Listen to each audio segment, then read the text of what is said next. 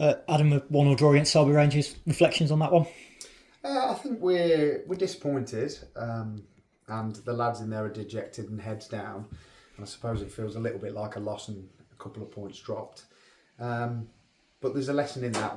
We've had a week to speak to the lads in regards to standards and what's expected, and they feel and we feel that we didn't meet that in the first half, and you can't afford to do that in this league. So the conversation we've just had is you need to go out as you did in the second half for 90 minutes. And we'll assert that with them over time in training, and get those standards and expectations as a standardised process for them in their brains. I think there's a bit of perspective as well. We lost Kai before the game. We've had to make all 5 subs, multiple injuries. So it felt like it was a little bit against us today. Anything, is that kind of what you put the slow start down to? Just a bit of chopping and changing and having to rejig before kick-off? No, we won't make excuses for ourselves. We said to the boys it felt a little bit flat. I don't know whether we were riding the wave of Monday, but no, we wouldn't put excuses to injuries. You have to adapt to that. That's football. It's going to happen. So it's obviously really unfortunate for Kai. We'll find out what the extent of his injury is. And for the lads who had to come off as well, Donzo, they were pretty serious ones. So yeah. Plenty to do then over the next couple of weeks or so. We lost more energy in the second half. Was that kind of the main difference? I think we upped the energy in the second half, and like I say, we had the chances to win 2 or 3 games. I thought Caleb Yeboah, absolutely unbelievable. What a great performance for someone who came in with a minute to go. And then Ranks, we didn't really want to have to risk Ranks. He's coming off back from an injury, but he said himself, a little bit of quality in testing the keeper. We probably didn't do that enough as opposed to having more energy. I was going to say, is that kind of the one regret you have looking back at that second half, is just keeper's not really had to make a save, maybe one from Jared in stoppage time, but that's about it? Yeah, loads of flashes across the box, but we need to be testing keepers more. That's how you get your little bit of luck bouncing off keepers and when they can't hold on to things. And that's just something we'd said to the lads, it's something you've got to do more. There's a bit of luck in the game. And yeah, their heads are down and they know it. They say it themselves. They said we should have scored probably 2 or 3, but we've got to do more and earn the right to do that. Before I ask you about players, and I'll be here all night with everyone, all the issues that have come up today, just a word on Ranks. Obviously come back, scored and then had to go off again, but quite the impact in the 10-minute cameo that he had. Yeah, and he said it himself on the side.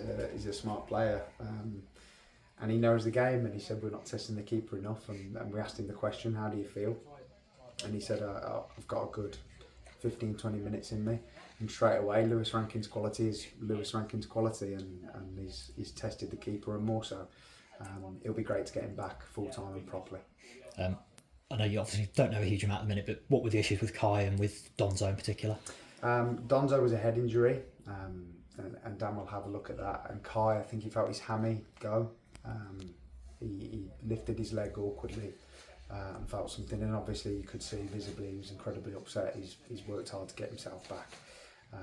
So we'll speak to Dan and find out the extent to which they're going to be out for a period. I know now that Donzo goes on holiday, so we'll have an opportunity to rest that, and I hope it's not too serious.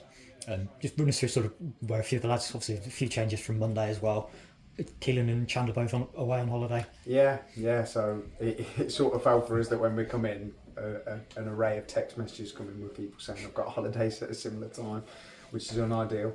But we understand that, and we brought players in, and obviously some of them started the game today. Carl O'Neill, fantastic addition when Keelan is away, and more so he marshalled the back line beautifully today.